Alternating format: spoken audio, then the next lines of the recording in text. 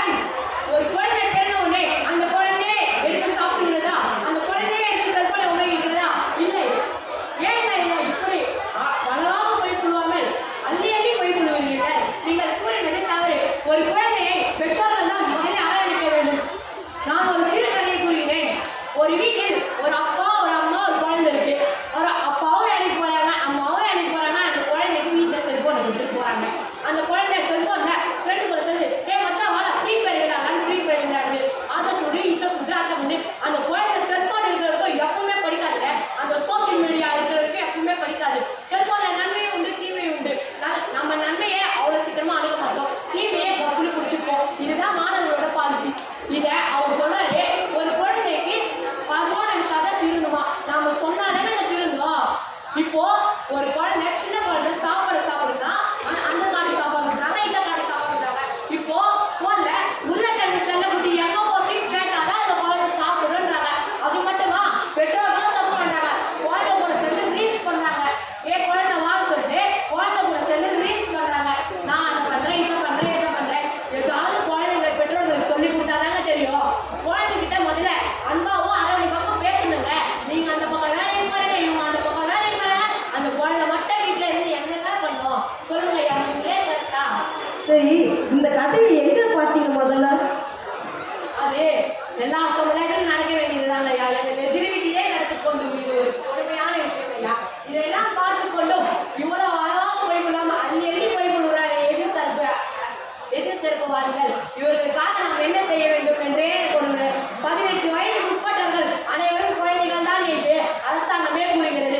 அதை யாரும் புரிஞ்சுக்கிறதோ இல்லை, குழந்தைகிட்ட அன்பாவும் பேசுறதோ இல்லை, அரவணைப்பாவும் பேசுறதோ இல்லை. குழந்தைகிட்ட செல்போன் கொடுத்து அதை பிரெட்டு வச்சு இத்த சாப்பிடு, இத்த சாப்பிடு, அத்தை சாப்பிடு, நீ போயிடு, நான் போய் ஃபோனு பார்த்துக்கோ, நல்லா படி, நான் போயிட்டு வரேன் அப்படின்னு சொன்னா ஒரு குழந்தை படிக்குவாங்க? குழந்தைகிட்ட நல்லது கெட்டது ஒழுங்கா சொல்லி கொடுத்தாதான குழந்தை வளரும். இது யாருமே புரிஞ்சுக்கிறதோ இல்லை, நடந்துக்கிறதோ இல்லைங்க. இது யாருமே தெரியாம பேசுறது அவர் எதுவுமே தெரியாம பேசுறாரு. ஒரு குழந்தைய நாம தான் வளர்க்கணும், நாம தான் எப்படி இருக்கணும்னு சொல்லணும். இது சொல்றதுக்கு ஆசிரியர்கள் என்ன பண்ணுவாங்க? ஆசிரியர்கள் நல்லதை சொல்லிட்டு போயிடுவாங்க. சமுதாயம் என்ன பண்ணும்? சமுதாயம் நாம தானே சமுதாயம்.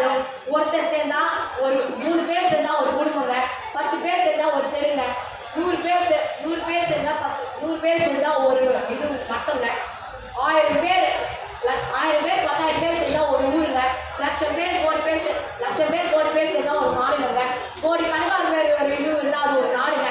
இந்த உலகமே நாம் தாங்க, இந்த சமுதாயமே நாம் தான். இந்த சமுதாயத்தை பற்றி நாமளே புரிஞ்சுக்கணும்னா எப்படிங்க? சமுதாயத்தை பற்றி எப்படிங்க பேச முடியும்? ஒவ்வொரு மாணவனும் சரியாக இருக்கும்படி சொல்றதுக்கு ஒரு பெற்றோர்கள் தாங்க காரணம். பெற்றோர்கள் ஒரு குழந்தையை நன்படி வளர்த்தால் அந்த குழந்தை எப்பவுமே நல்லா இருக்கும்னு சொல்லி வாய்ப்புக்கு நன்றி கூறி எனக்கே தீர்ப்பு வழங்கப்படி கேட்டுக்கொள்கிறேன். நன்றி வணக்கம். தீர்ப்பது போல் பேட்டு விட்டு சென்றீர்கள். புலி பதுங்குனா அது பாயத்துக்குன்னு அர்த்தம். இறுதியாக பேச வருகிறார் நம்முடன் ஜெய லோகேஷ். முக்கணிகளில் சிறந்ததுமா, ஆங்கில மாதத்தில் சிறந்ததுமே, தமிழ் மாதத்தில் சிறந்தது தை என்று கூறி மேலே அமர்ந்திருக்கும் நடுவர் அவர்களுக்கும் பின்னாடி எங்கள் தரம் கூடும் நடுவர் அவர்களுக்கும் அவையவர்களுக்கும் என் சகோதரர்களுக்கும் என் முதற்கண் வணக்கத்தை தெரிவித்துக் கொள்கிறேன். நான் இப்போது பேச வந்துள்ள தலைப்பு அலைபேசிகள் மாணவர்களிடையே கிடைப்பதற்கு காரணம் சமுதாயமே. சமுதாயம் என்பது நம் அனைவரும் சேர்ந்த ஒரு பங்கு என்றால் இப்போது எல்லாரும் சொல்கிறாங்க நம்ம யூஸ் பண்ணுறோம் யூடியூப், ஃபேஸ்புக், இன்ஸ்டாகிராம். இதை அறிமுகப்படுத்துறதே மாணவர்களிடையே சமுதாயம் தான். சமுதாயம் நம்மளை எவ்வளோ மேம்படுத்துதோ அவ்வளோ நம்ம கீழே போகிறோம்னு அர்த்தம்.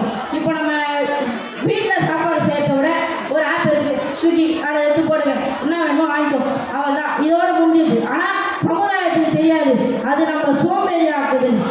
அது மட்டும் இல்லாமல் இப்போ சமுதாயத்தில் இருக்கிற மக்கள் அந்த இன்ஸ்டாகிராம்லேயும் யூடியூப்லேயும் வீடியோ பண்ணேன்னா மாணவர்களுக்கு இடையே எப்படி போகும்? இல்லை பெற்றோர்களுக்கு எப்படி தெரியும்? எவ்வளோ சொல்லி தம் மனதை புண்படுத்தி கொண்டு நாம் யார் என்றே மனப்பதற்கு காரணம் சமுதாயமே. சமுதாயத்தில் உள்ள மாணவர்கள் யாவரும் தன் அறிவை பயன்படுத்துவதில்லை. அதற்கென்று அனைவரையும் குற்றம் சொல்ல முடியாது. ஏனென்றால் இப்போது இங்கே பேச வந்துள்ள மாணவர்கள் அனைவரும் தன் மொபைல் ஃபோனில் தான் அதை பார்த்து நாம் என்ன தலைப்பு பேச போகிறோம், அதுக்கு என்ன மாதிரி ஒத்து போகுது, அதுக்கான சின்ன சின்ன வார்த்தைகளை கூட அதில் தேடி எடுத்து படிக்கிறாங்க. ஏன்னா சமுதாயம் அதில் நல்லதும் இருக்குது, கெட்டதும் இருக்குது. இப்போ நம்ம யாரும் நல்லதை தேடி அவங்க சீக்கிரம் போகிறதே கிடையாது. இப்போ நம்ம தினந்தோறும் படிக்கிற நியூஸ் பேப்பரில் கூட கெட்ட செய்தியெல்லாம் பெருசாக போடுவாங்க. ஏதோ நல்லது யாரோ ஒரு நல்லது செஞ்சிருந்தாங்கன்னா அது ஒரு மூலையில் சின்னதாக போடுறாங்க.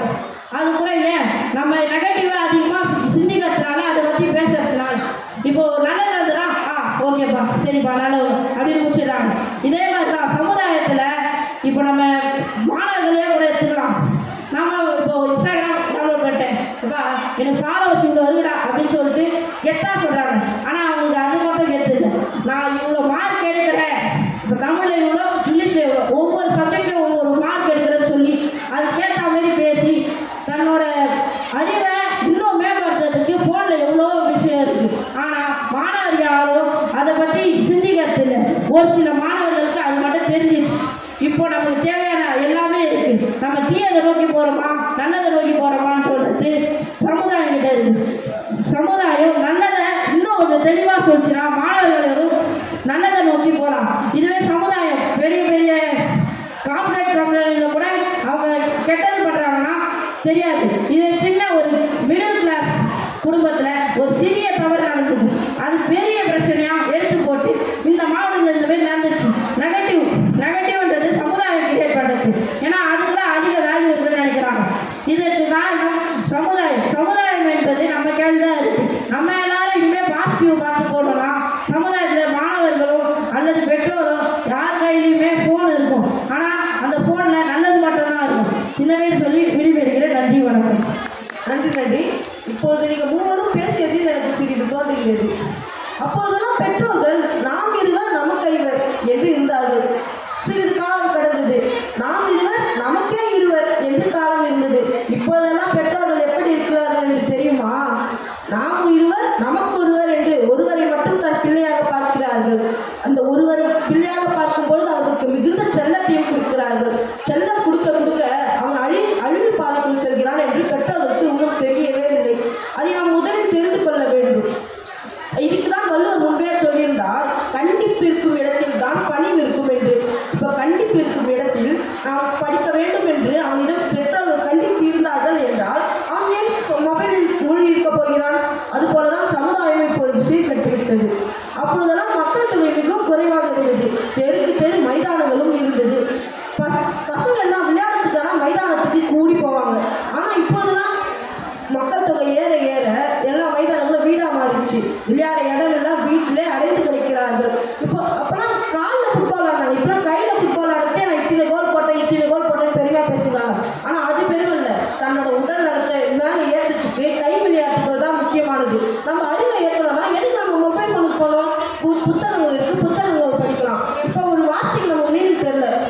லிட்ரேச்சர் என்ற வார்த்தைக்கு நமக்கு மீனிங் தெரியல.